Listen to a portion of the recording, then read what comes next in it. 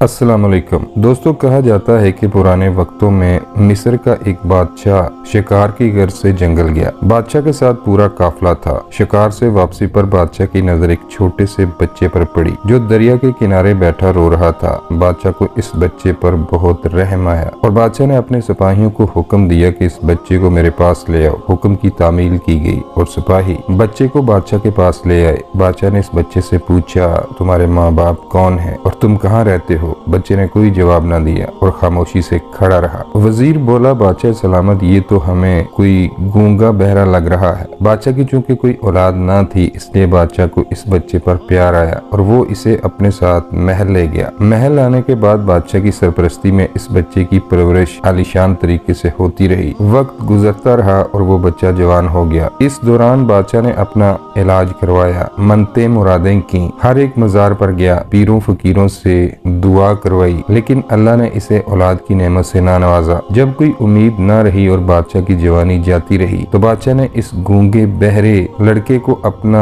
मुंह बोला बेटा बना लिया। बादशाह इस बच्चे से बड़ा ही प्यार करता था और वो भी अपने बाप के लिए एक वफादार शहजादे जैसा था। वो नौजवान भी बादशाह को अपना बाप समझता था। बादशाह ने इसका नाम सलीम रखा। एक दिन बादशाह दरबार में बैठा हुआ था। सब वजीर मशीर भी बादशाह के पास मौजूद थे कि बादशाह के खास वजीर ने बादशाह को बताया कि हमारे एक छोटे से इलाके पर दूसरे मुल्क की फौज ने जासूसी करके कब्जा कर लिया है। बादशाह ने महल की जिम्मेदारियां अपने सबसे काबिल भरोसा वजीर के हवाले की और सिपा सलार और फौज को लेकर जंग के महाज पर निकल गया। बादशाह ने अपनी पहली बीवी की वफात के बाद अपने मालजों और हकीमों के कहने पर चंद साल पहले एक जवान औरत से शादी कर ली थी। वो औरत उम्र में बादशाह से बहुत छोटी थी और हुस्न जमाल और खूबसूरती में अपनी मिसाल आप थी, लेकिन इसके बदन से भी बादशाह की कोई औलाद पैदा न हुई। मलका चूंकि अभी जवानी के जोबन पर थी और बादशाह की उम्र बढ़ती जा रही थी, इसलिए इस बदकार औरत ने दरबार में बादशाह के एक बाएतमाद और काबिल भरोसा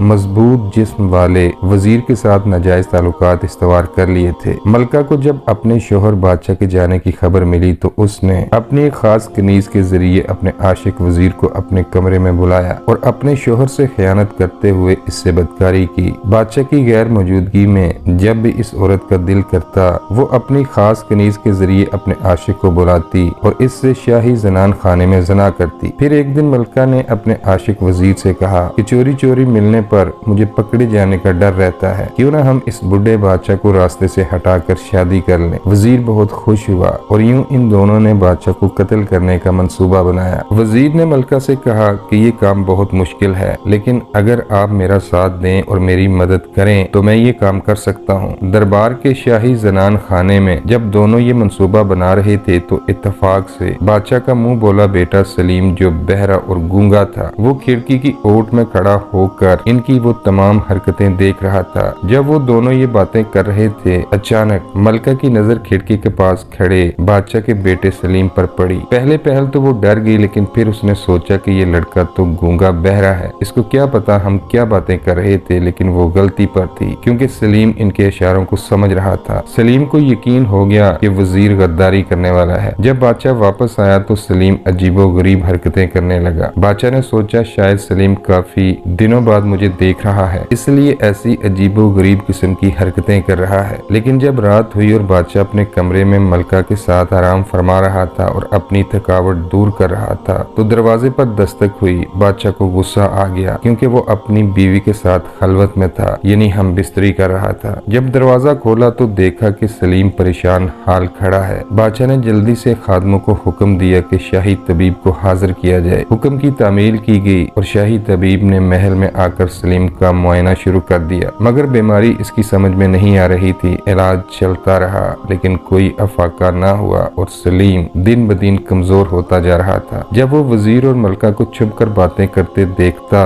तो खौफजदा हो जाता। एक दिन दरबार में एक आदमी आया जिसने कहा कि मैं शहजादे का इलाज कर सकता हूँ। इसने दावा किया कि वो गूंगे शहजादे से बात करके आपको तमाम सूरत हाल से आगाह कर देगा। मलका ने जब इस अजनबी शख्स की बातें सुनी तो इसे फिक्र लाहक होगी कि कहीं इसका राज फाश न हो जाए। फिर इस आदमी ने शहजादे से इशारों में बातें की और बादशाह से जान की ईमान तलब करके तमाम हाल बादशाह को सुना दिया कि मलका वजीर से बदकारी करती है और आपको धोखा दे रही है और इसी दुख की वजह से शहजादा सलीम की सेहत दिन ब दिन खराब हो रही है। बादशाह ये सुनकर गुस्से में आ गया और उस आदमी से कहा, तुम क्या अनाप शनाप बक रहे हो। बादशाह इस बात को किसी सूरत मानने को राजी नहीं था। इसने शहजादा सलीम को अकेला कमरे में बंद कर दिया। मलका को यकीन हो गया कि जरूर शहजादे ने मुझे वजीर के साथ हम बिस्तरी करते देख लिया होगा। अजनबी शख्स की बातें सुनकर बादशाह परेशान हो गया। वो कैसे मान लेता कि मलका मेरी गैर मौजूदगी में वजीर के साथ जना करती है और इसके साथ मिलकर मेरे कत्ल का मंसूबा बना रही है। बादशाह को मलका पर बहुत गुस्सा आया। वो मलका के पास गया और पूछा, क्या ये सच है? क्या सलीम ठीक कह रहा है? मलका ने जवाब दिया, आपके गूंगे बहरे इस सलीम को क्या पता कि मैं वजीर से क्या कह रही थी। मैं तो वजीर से ये कह रही थी कि बादशाह सलामत अकेले गए हैं, तुम इनकी निगहबानी करो। बादशाह ने कहा, मेरा सलीम झूठ नहीं बोल सकता और मैं नमरूद बादशाह की तरह बेवकूफ नहीं बन सकता। मलका ने कहा, बादशाह सलामत, मैं आपको इस गूंगे और बहरे सलीम को गलत साबित करके दिखाऊंगी। बादशाह दांत पीसता हुआ कमरे से बाहर चला गया। अगले दिन मलका को एक तरकीब सूझी और उसने कनीजों और नौकरों को हुक्म दिया कि जब बादशाह सलामत अपने कमरे में सो जाएं तो इनके कमरे के इर्द गिर्द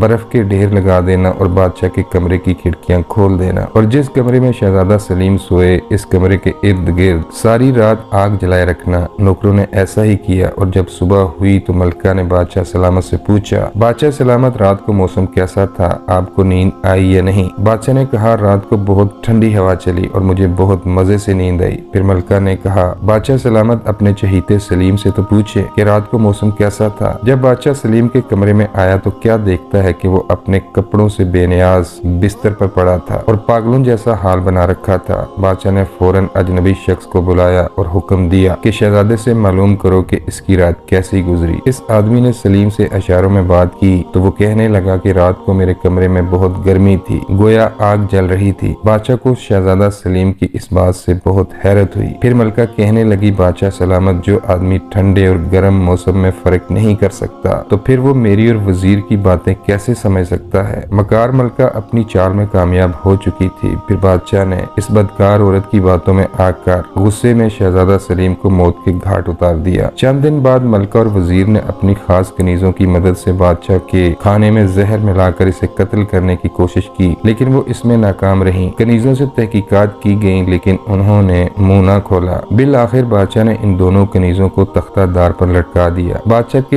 हाथ कोई सबूत तो न लग सका लेकिन इसके बाद इसे अपनी बीवी और वजीर पर शक हो गया और बादशाह के जासूसों ने इनकी एक एक पल की निगरानी शुरू कर दी। फिर एक दिन वजीर रात के पिछले पहर मलका के कमरे में दाखिल हुआ। बादशाह को इसकी खबर दी गई। बादशाह मलका के कमरे में खुफिया रास्ते के जरिए दाखिल हुआ तो क्या देखता है कि मलका और वजीर मुकम्मल तौर पर बेलिबास थे और जना में मदहोश थे। बादशाह ने दोनों को रंगे हाथों पकड़ लिया और फिर इन्हें गिरफ्तार करके अगली सुबह इन्हें कत्ल करवा दिया। बादशाह ने बदकार मलका और वजीर को तो इनके अंजाम तक पहुंचा दिया था लेकिन अब इसके पास पछतावे के सिवा और कुछ न था क्योंकि इसने मक्कार मलका के बहकावे में आकर बेकसूर शहजादे को कत्ल करवा दिया था जिसका इसे उम्र भर मलाल रहा। तो दोस्तों, उम्मीद करता हूँ कि आपको हमारी आज की वीडियो भी पसंद आई होगी। पसंद आने की सूरत में वीडियो को लाइक करें और चैनल को सब्सक्राइब करते हुए साथ बने बेल के निशान को भी दबा दें। अल्लाह तबारक व तआला हम सब का हामी नासिर हो। आमीन या रब्बुल आलमीन।